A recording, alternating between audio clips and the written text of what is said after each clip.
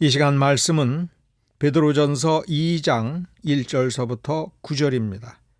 베드로전서 2장 1절서부터 9절을 제가 개역 한글 성경으로 읽어 드리겠습니다.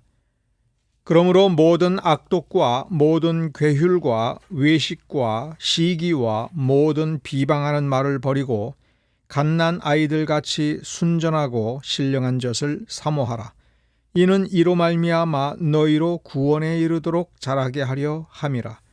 너희가 주의 인자하심을 맛보았으면 그리하라. 사람에게는 버림바가 되었으나 하나님께는 택하심을 입은 보배로운 산돌이신 예수에게 나아와 너희도 산돌같이 신령한 집으로 세워지고 예수 그리스도로 말미암아 하나님이 기쁘게 받으실 신령한 제사를 드릴 거룩한 제사장이 될지니라. 경에 기록되었으되 보라 내가 택한 보배롭고 요긴한 모퉁이 돌을 시온에 두노니 저를 믿는 자는 부끄러움을 당치 아니하리라 하였으니 그러므로 믿는 너희에게는 보배이나 믿지 아니하는 자에게는 건축자들의 버린 그 돌이 모퉁이의 머릿돌이 되고 또한 부딪히는 돌과 거치는 반석이 되었다 하니라. 저희가 말씀을 순종치 아니함으로 넘어지나니 이는 저희를 이렇게 정하신 것이라. 오직 너희는 택하신 족속이요 왕같은 제사장들이요 거룩한 나라요 그의 소유된 백성이니 이는 너희를 어두운 데서 불러내어 그의 기이한 빛에 들어가게 하신 자의 아름다운 덕을 선전하게 하려 하심이라. 아멘. 흔히 듣는 말이 믿기만 하라. 믿기만 하면 모든 것이 이루어진다. 믿기만 하면 이루어진다. 이런 식의 말을 우리는 많이 듣습니다. 우리가 그 말을 믿고 교회에 출석을 하고 예수를 알게 되고 오직 예수만 믿으면 되는구나 확신하여 예수를 믿었다면 이제는 믿기만 하면 된다라는 말을 버려야 될 때가 되지 않았나 그런 생각도 합니다. 믿음을 버리라는 것이 아닙니다. 믿기만 하면 된다라고 하는 그 말이 연상시키는 그 어떤 관념을 버리고 예수님과 예수의 십자가를 통하여 성령의 도우심을 받아서 우리는 진리의 길, 예수의 가르침을 지나 하나님께로 다가가야 됩니다. 하나님께 다가가는 사람은 지금 자기가 한 걸음 한 걸음 어떻게 옮기는지를 확인할 수 있습니다. 매일매일의 내 삶이 고통인가 행복인가 이렇게 생각하지 말고 이 모든 것들을 통해서 내가 하나님께 얼마나 다가갔는가, 내가 하나님의 말씀을 예수 그리스도라고 하는 그 진리의 말씀을 내가 얼마나 알아가면서 그 알아가는 거를 내 삶으로 얼마나 이루어가는가를 살펴보는 것이 훨씬 더 본질적인 것입니다. 하나님께 다가가는 그 발걸음이 얼마나 똑바른 방향으로 하나님을 향하고 있는지 아닌지, 곁길로 들어섰는지 아닌지라고 하는 것을 생각해 보지 않는 사람은 오늘 읽은 본문에서도 적어도 9절 정도에만 눈이 꽂힐 겁니다. 오직 너희는 택하신 족속이요 왕같은 제사장들이다. 거룩한 나라다. 하나님의 소유된 백성이다. 이 말에 감동을 하고 이 말에 꽂힐 것입니다. 이 말씀이 주는 위로 때문에 용기를 얻고 힘을 얻는 분들이 있습니다. 요 구절 때문에 다시 일어서서 믿음의 길을 열심히 가고자 하는 분들이 있습니다. 참 좋은 것입니다. 그러나 거기서 성경을 덮으면 안 됩니다. 좀 더 읽어보면 같은 구절에 그의 기이한 빛에 들어가도록 만들어 주신 자의 아름다운 덕을 선전하게 하려 하심이라. 선전이라는 말에 또 꽂혀서는 안 됩니다. 아름다운 덕을 선전하는 인생, 아름다운 인생을 살게 하려 하신다. 하나님이 함께 하여 주시고 하나님의 능력으로 살아가고 하나님이 주시는 복락을 누리는 그 아름다운 삶을 사는 것이 하나님께서 우리를 구원하신 목적이라는 것입니다. 하나님의 이름을 드러내는, 우리를 구원하신 예수 그리스도의 이름을 찬란하게 빛내는 아름다운 삶이라고 한다면 그것이 택하신 족속의 삶이 아니고 무엇이겠으며, 왕 같은 제사장들이 아니고 무엇이겠으며, 하나님께서 전적으로 소유하시고 절대로 그 소유권을 포기하지 않는 그 백성이 아니고 무엇이겠습니까?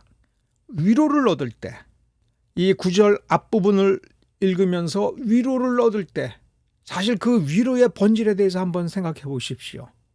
이 말씀이 위로가 된다는 건 그 말씀에 도달하지 못하고 그 말씀을 이루지 못했다는 것이 아닙니까? 실패한 경우가 대부분이지 않겠습니까? 좌절하고 있는 경우가 아니겠습니까? 나는 안 되는구나. 나는 못하는구나. 그런데 여기 이 말씀이 있다. 내게 주시는 약속이다. 그래서 소망을 갖고 일어선다면 중요한 핵심은 나는 아직 이 아름다운 삶에 도달하지 못했다 하는 것입니다. 그러므로 이 말씀에서 위로를 얻고 소망을 누리며 찾아서 이제 가면 되겠구나. 나도 아직 포기할 이유가 없구나. 그런 생각이 들을 때에 우리는 부러워해야 됩니다. 이 아름다운 덕을 살아가는 사람은 얼마나 좋을까. 부러우면 지는 것이라고 하지만 우리는 부러워해야 됩니다. 그리고 우리는 하나님의 능력을 힘입어서 나도 될 거야가 아니라 지금 되어야 되는 겁니다. 지금 오늘 본문은 바로 그걸 이야기하고 있습니다. 실패한 자가 이 말씀에서 위로를 얻는 건 하나님이 원하시는 것이 아닙니다. 좌절의 늪에 빠져서 위를 쳐다보니 나도 저렇게 될 수 있겠구나. 이 좌절의 늪을 벗어나서 저곳으로 나아갈 수 있겠구나. 힘을 내자. 이렇게 생각을 하는 것은 하나님께서 기뻐하시는, 하나님께서 진정으로 기뻐하시는 것이 아닙니다. 누리는 겁니다. 아름다운 덕을 선전하는 하나님의 이름, 우리 주 예수 그리스도의 그 이름이 찬란히 빛나고 다른 사람들에게 그 영광된 빛을 비춰주면서 보라, 나는 이렇게 살고 있다. 당신도 이렇게 사십시오. 이 삶을 제가 나누어드리고 싶습니다. 이렇게 자랑스럽게 우리 하나님의 이름, 우리 아버지의 능력을 선전하는 사람이 되어야 할 것입니다. 거룩한 제사장이 되는 것이 목표가 아닙니다. 하나님의 백성이 되는 것이 우리의 목적이 아닙니다.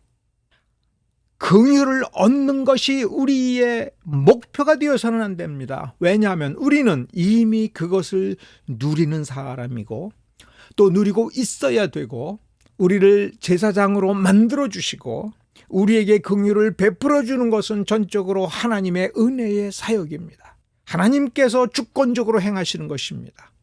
예수 그리스도의 이름을 믿었고 성경을 읽으면서 구원을 누렸다, 나는 구원을 받았다라고 한다면 이 삶은 이미 주어진 것이므로 우리는 이 삶을 얼마나 더 놀랍게 살아가고 있느냐에 대한 싸움을 싸워야 되는 것입니다. 베드로는 그 사람들을 향하여 이 말씀을 주고 있습니다. 너는 아름다운 삶을 시작했다. 그런데 왜 아직도 실패한 인생의 모습으로 살아가고 있느냐? 왜 실패한 자로 살아가고 있느냐? 왜 실패한 열매를 맺는 쪽으로 가고 있느냐? 왜 돌이키지 않느냐? 왜 습관의 노예가 되어서, 왜 달콤한 죄악의 그 단맛을 잃어버리지 못하고 왜 자꾸 되돌아가느냐? 그러지 마라. 몸부림쳐라. 젖먹던 힘까지 뽑아내어서 메어 달리고 발버둥 쳐봐라. 그렇게 이야기하고 있습니다. 구원을 받았기 때문에 내 안에 길들여져 있는, 내 안에 들어와서 길들여 놓은, 그래서 길들여진 그 죄악된 습성과 단절하기 위하여 몸부림쳐야 하는 것입니다. 믿으면 그것까지 되는 것이 아닌가. 이렇게 믿는 사람은 성경을 다시 똑바로 보기를 바랍니다. 베드로는 누구입니까? 베드로는 실패했던 사람입니다. 예수를 부인했던 사람입니다. 최고의 제자라, 가장 나이가 많은 사람 중에 한 사람이다.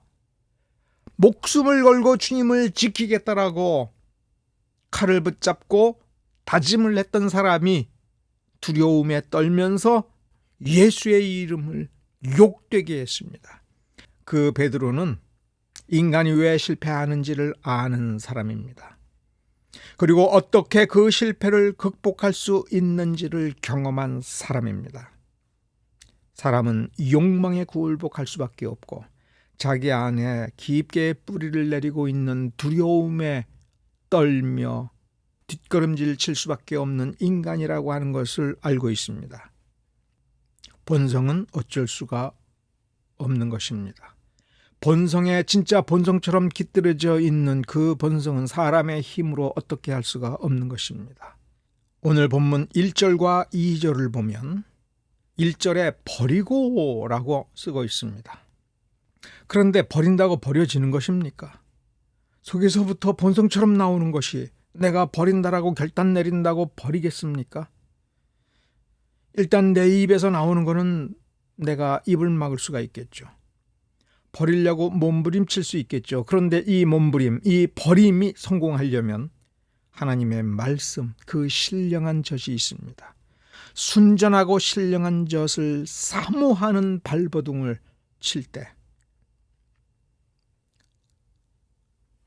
구원의 완성, 참된 완성을 향하여 바뀌어집니다. 그것은 이 신령한 말씀, 예수 그리스도의 그 진리, 이 성경 말씀을 붙들고 몸부림칠 때에 우리도 모르는 사이에 우리가 성장한다는 것입니다.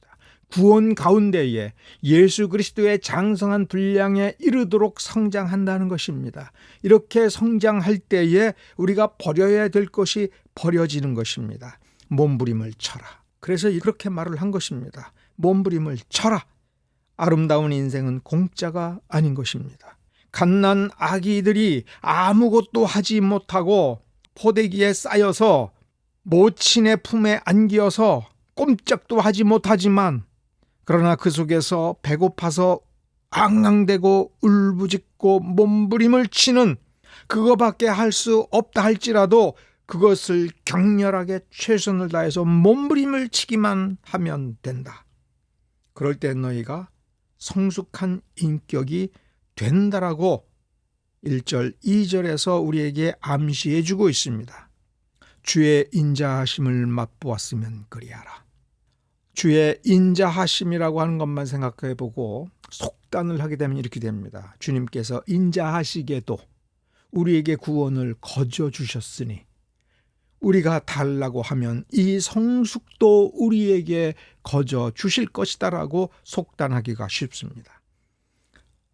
그 자비로우신 주님, 우리를 대신하여 십자가에 달려 돌아가신 그 주님께서 그 공로를 우리에게 거저 주시고 구원을 거저 주시고 그러나 이렇게 명령한 겁니다. 그런데 내가 구원 가운데 성숙한 인격이 되고 예수 그리스도의 장성한 분량이 되어서 제대로 된 인격체가 되고자 한다면 몸부림쳐라.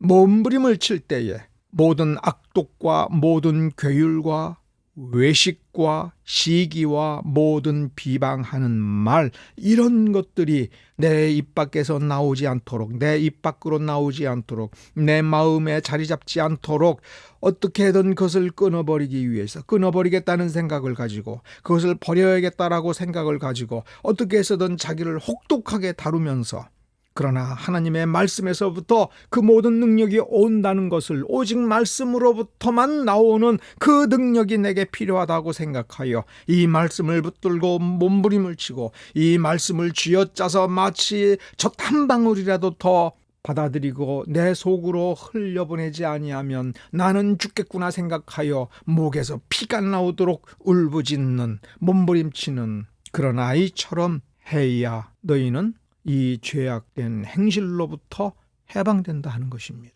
행실로부터 해방될 때, 그래서 똑바른 행실을 할 때에 그것이 성숙한 인격입니다. 예수를 잘 아는 척하는 것이 성숙이 아닙니다. 누가 뭘 물어볼 때에 성경 몇 장 몇 절에 뭐라고 써있다라고 말을 하는 것이 성숙이 아닙니다. 그런 말 못해도 됩니다. 4절서부터는 돌 이야기가 나옵니다. 돌이란 무엇입니까? 왜 여기서 돌 얘기합니까? 예수님이 산돌이어서요? 아니요. 돌은 세상에 있는 가장 기본적인 물질입니다. 흙과 돌과 물, 그 중에서도 돌은 제일 쓸모가 없습니다. 흙은 영양분을 집어넣어서 농사를 지을 수가 있습니다. 흙을 다져서 뭐라도 만들 수 있습니다. 돌은 돌인데 건축자들이 보기에도 쓸모없는 돌입니다. 여기에는 생명이 나지를 않고 이 돌이 많이 있는 곳에는 씨를 뿌려도 소용이 없습니다. 아무짝에도 쓸모없는 그것입니다. 그러나 예수 그리스도의 능력이 임하면, 예수 그리스도의 본성을 힘입으면 그 돌이 자라납니다. 그 돌이 살아있게 됩니다. 그래서 하나님의 교회, 하나님의 나라를 이루어 갑니다. 예수 그리스도의 몸을 완성시키는 것입니다. 그 비유를 이해하시기 바랍니다. 신령한 젖을 사모하라라고 하는 것은 성경을 읽고 또 읽으라고 하는 것이 아닙니다. 8절에 보면 말씀을 순종하는 것입니다. 말씀을 순종치 아니함과 말씀을 순종하는 것 두 가지입니다. 그러므로 여기 이 본문에서의 핵심은 무슨 뜻이 되냐면, 이 말씀을 믿으라가 아니라 믿었으면 행하라. 구원받기 위해서가 아니라 복락을 누리기 위하여, 예수 그리스도의 그 장성한 분량처럼 내가 변화되기 위하여, 한낱 쓸모없는 돌이 하나님 나라의 아름다운 성전을 건축하는 아름다운 인상으로 되기 위하여서는 이 말씀대로 행하라. 그것이 몸으로 믿는 거다.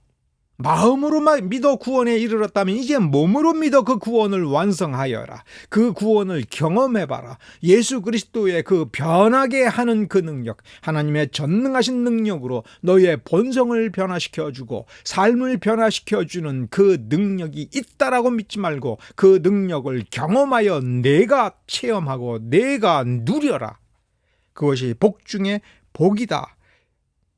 바로 이러한 삶을 살게 하려고 하나님께서 너를 택하여 지금 말씀을 주신 것이다.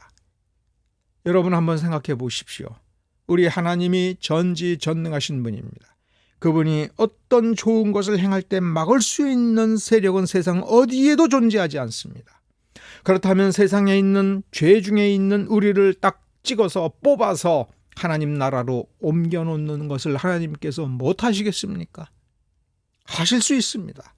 그러나 우리에게 구원을 주시되 여전히 이 세상에 남겨놓는 것은 오늘 본문에 보면 9절에 아름다운 덕을, 그의 기이한 빛에 들어가게 하신 자의 구원을 이루시고 찬란한 영광의 나라를 소유하시고 그 나라에 우리를 데려가시는 그 하나님의 아름다운 덕, 하나님의 자비로우심, 하나님의 능력되심, 하나님의 위대하심을 선전하는 자랑거리, 선전하는 표본, 모델로 우리를 이 땅 위에서 쓰시는 것이니 얼마나 놀랐습니까? 굉장히 훌륭한 의사가 자기가 완벽하게 고친 어떤 사람을 데리고 다니면서 보십시오. 이 사람을 보십시오. 내 의술이 이 정도입니다. 이 사람을 보십시오. 이 사람을 샅샅이 살펴보십시오. 이 사람의 삶을 보십시오. 내가 이 정도 솜씨입니다. 이렇게 하나님께서 자랑거리로 우리를 만들어 놓으시기 위하여 우리에게 말씀을 주셨습니다. 베드로는 우리에게 이렇게 얘기합니다. 나도 한때 실패했다. 완전히 실패했다. 그러나 나를 보라. 내가 변화되었다. 내가 사도다. 하나님의 나라를 이룰 뿐만 아니라 이 땅 위에 하나님께서 원하시는 교회를 세웠다. 그리고 나와 함께 신앙생활을 할 때에 변화된 인생을 살아가는 사람이 이렇게 있다. 마가복음을 쓴 마가를 보라. 그는 다른 사도가 버렸다. 그러나 그가 나와 함께 있으면서 훗날 그를 버린, 마가를 버린 사도가 그를 나에게 데려다 주어 내게 필요한 사람입니다.